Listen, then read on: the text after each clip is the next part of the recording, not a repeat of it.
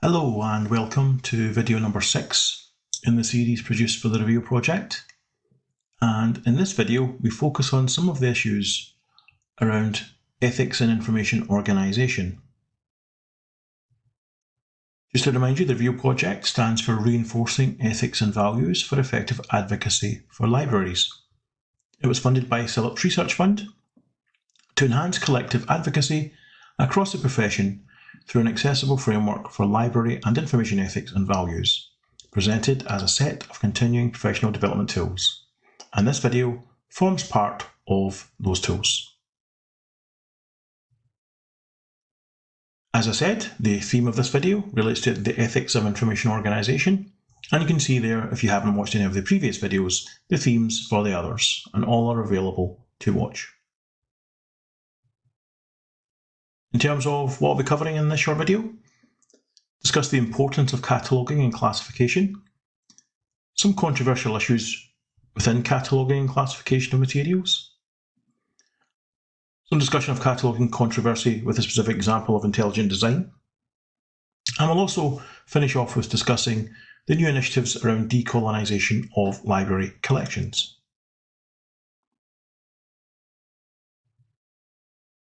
So, talking about cataloguing and classification in libraries. Well, the importance of cataloguing and classifying materials can't be overstated, even though it may be one of those areas both library workers and the general public can often take for granted. When we consider cataloguing and classification, we're really talking about, in the basic sense, finding aids and ways of organising resources. And these are obviously related to enabling easier access to materials. But cataloguing and classification has also been argued by Michael Gorman to be one of the more cerebral areas of librarianship. Because essentially, in organising materials for users, librarians make decisions about where resources fit into the knowledge structures of society. Thus, where an item is placed is taken by the user as reflecting the content of that item. And on its face, that might seem straightforward, but it actually can get extremely complex and pose potential ethical challenges. Reflecting on cataloguing issues in the 1950s, D.J. Foskett suggested that signs have appeared in professional literature of an antagonism between those who make a study of the science of classification and those who are occupied directly in personal service to readers. Now, this comment reflects a potential clash that the profession has talked about a lot over the years between those who seek to essentially understand how knowledge is properly organised in a very methodical way versus those in libraries who wish it to be straightforward and easy for the user. Now, why is it a clash? Well, obviously, knowledge is complex, the world is complex, and there are lots of concepts that have to be understood. Obviously, library users want quick access, but they also want access to materials knowing perhaps that the area of the library they visit contains all the materials on that subject. So it's also important for librarians to be able to say, if a part of the library has a specific collection on a topic, that that part of the library actually does have that collection. So it's not necessarily a straightforward issue. We could interpret, for instance, cataloguing and classification under Ranganathan's save the time of the reader concept, and that's certainly true. Part of why we classify materials and organise them for users is to save their time. However, how these resources are organised and presented in a library can be immensely controversial. So something that essentially is something to help users find access to materials can be something that actually places libraries in ethical dilemmas. Because how libraries organise materials can communicate values around hierarchies and priorities that can be deeply offensive and regressive for some groups and individuals within society. So what are some of the controversies then? Well, from situations such as book displays on topics deemed controversial, to how a sacred text is placed on a shelf in relation to other texts, to how specific cataloguing systems organise the world's knowledge, and the ways that libraries present their contents to users. These are all significant concerns for libraries and have led to controversy. And I'm going to talk about a couple of those controversies in this session. So in 2009, a few years back, The Museums, Libraries and Archives Council, which was then the advisory body for libraries and is no longer in existence. But at that point, MLA essentially advised the government on museums, libraries and archives matters.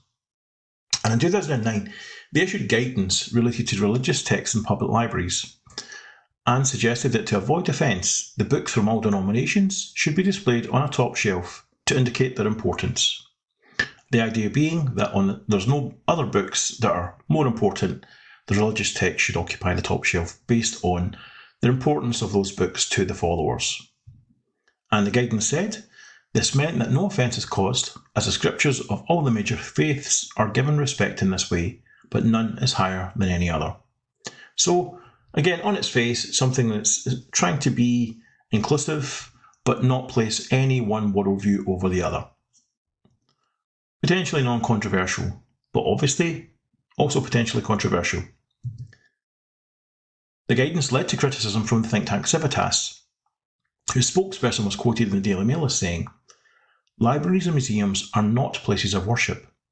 They should not be run in accordance with religious beliefs. This is violating the principles of librarianship, and it is part of an insidious trend." Now, obviously the Daily Mail has a particular worldview in terms of what it tries to get across in terms of policy and politics. But this is interesting coming from obviously a think tank that's in a very similar mindset, because this think tank is essentially telling librarianship what its values and principles are. And that's always a challenge, I think, when that kind of approach hits the news, because essentially, was this decision violating the principles of librarianship? Well, possibly yes. The idea that organising any one set of materials over any others based on some priority is in itself an ethical decision. It can be justified, but it's something that has to be thought through carefully. As I've stated here, clearly such policies can be regarded as minor accommodations to sensitivities. However, they also raise potentially challenging ethical questions that require previous forethought and justification for such challenges that may be received. And obviously, no library, no organisation wants negative stories to appear in the newspapers about policies that they put in place. But these kind of policies always run that risk, and as such, if they are adopted, they need to be well thought out and justified. Another example comes from the USA around what was known as the intelligent design issue. And this happened in the mid-2000s in the States. But it's an ongoing issue. Now, the issue of intelligent design and how libraries classified the materials was a major controversy. Now, depending on your ethical stance, you might perceive intelligent design as a rational explanation for the planet's development, or as an effort to cloak theology in scientific attire. Nonetheless, the placement of intelligent design books beside scientific works on library shelves sparked a heated controversy. Multiple school districts in the United States mandated that intelligent design, which is a variant of creationism challenging evolutionary theory by proposing the involvement of intelligence in the world's and humanity's creation, be presented in science classes as an alternative scientific hypothesis to evolution. In Pennsylvania's Dover School District, it was mandatory in 9th grade science classes to read a statement to students suggesting that while evolution was being taught, it was just one theory and that intelligent design was another plausible viewpoint. Now, the Dover case led to court action as saw 11 parents filing a lawsuit against the school district, and in late December 2005, the courts ruled in their favour, deeming the teaching of intelligent design in schools to be unconstitutional. Now, in the Dover situation, 60 copies of an intelligent design textbook were donated to school libraries, and the school superintendent instructed the librarian to place them on the shelves. Now, in this case, being compelled to classify an item as a scientific text when the librarian in their professional role considers it to be a religious text raises a significant ethical quandary. Yet such situations have occurred in recent history, even in the world's largest democracy. And this is not merely an issue for American libraries. In the UK, creationist materials were also found in public libraries, and a study I was involved in, we found that the very same materials were being made available in public libraries across the country, but classified in different ways. Some were classified as science books, and some as religious texts. And we're talking here about the same texts. Now, that is immensely problematic because if you're saying to your population and your users that this book is a science book, and yet you would go to a library or another authority and they're saying it's a religious book, that is problematic for the profession because it looks as inconsistent. So these are not trivial matters. They can lead to massive controversy, but taking the controversial aspect out of this, how we organise materials, how we define the materials says to the users what we think of that knowledge base and how we say that knowledge base fits into wider society. So these are things that take careful consideration. Now, more up to date, in January 2022, a Cataloguing Code of Ethics was launched, which was developed by an international range of librarians involved in cataloguing and classification work. And quoting from the article here, a subset of critical librarianship, critical cataloguing focuses on understanding and changing how knowledge organisations codify systems of oppression. The statement of ethical principles contained in the code emphasises core cataloguing concerns like discovery, but built around a framework that considers more fully issues around individual and institutional bias, diversity, equity and inclusion, and the understanding of community needs. And continuing the policy development around equity and diversity issues around organisation information, the policies around decolonising collections have seen a lot of focus over the past few years and will continue to have a lot of focus. Decolonisation is a major concern of modern times, with much more reflection now evident within societies on how colonialism and empire have shaped narratives around societal discourse, and as such led to biases and prejudices that maintain to this day. Bamber defines decolonisation in the following terms. First, it is a way of thinking about the world which takes colonialism, empire and racism as its empirical and discursive objects of study. It resituates these phenomena as key shaping forces of the contemporary world, in a context where their role has been systematically effaced from view. Second, it purports to offer alternative ways of thinking about the world and alternative forms of political praxis. So, essentially it's a new way of thinking about how we organise library collections, and that takes a lot of consideration and a lot of refocusing. Wilson explains that libraries are increasingly reflecting on their collection development strategies and determining whether they are compatible with addressing equity, diversity and inclusion concerns. And Edwards argues that decolonising libraries and the library profession means that library services, collections and classification systems need to be examined for instances of colonial oppression. So therefore, systems that were organised many years ago may include terms that are offensive or terms that are out of date. So this is a logical step in that direction to try and refigure these systems to make them more practical and more reflective of modern times.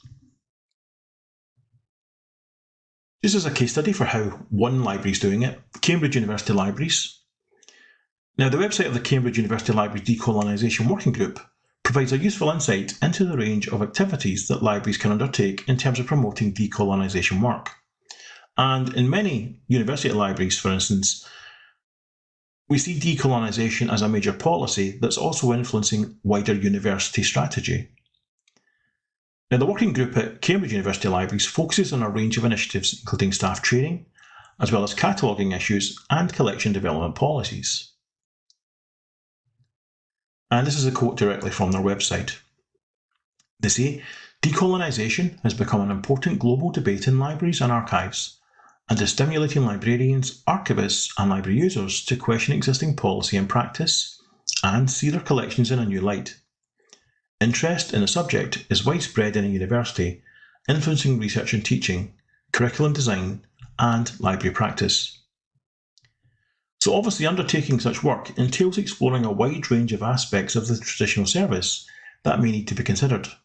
That's everything from staff attitudes, staff training and understanding, to finding aids for users, and policies related to how the library is moving forward to ensure practices are reflective of modern societal attitudes.